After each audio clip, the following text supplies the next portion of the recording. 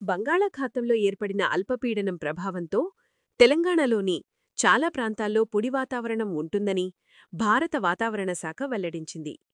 ఇది పశ్చిమ వాయువ్య దిశగా మరింతగా కదులుతూ తదుపరి 48 గంటల్లో దక్షిణ బంగాళాఖాతంలో తుఫానుగా మారే అవకాశం ఉందని వాతావరణ శాఖ అధికారులు తెలిపారు. ఇక కొమరిన్ పరిసర ప్రాంతాల్లో ఉన్న ఉపరితల ఆవర్తనం ఈరోజు కూడా అదే ప్రాంతంలో కొనసాగుతోంది.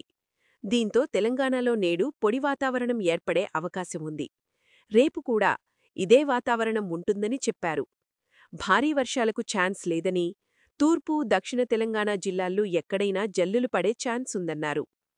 ఇక గత 4 రోజులుగా రాష్ట్రంలో ఉష్ణోగ్రతలు పెరిగాయి. ఉదయం, రాత్రి వేళల్లో చలిగాలులు తగ్గాయి. ఉపరితల ఆవర్తనం, మేఘావృత వాతావరణం ద్వారా మార్పులు చోటు చేసుకున్నాయి. నేడు పలు ప్రాంతాల్లో 16 నుంచి 18 డిగ్రీల సెంటీగ్రేడుకు పడిపోయింది. చలి తీవ్రత పెరుగుతున్న నేపథ్యంలో ప్రజలు తగిన జాగ్రత్తలు తీసుకోవాలని వాతావరణ శాఖ అధికారులు సూచించారు. మరిన్ని వెదర్ అప్డేట్స్ కోసం మన ఛానల్ని సబ్స్క్రైబ్ చేయండి.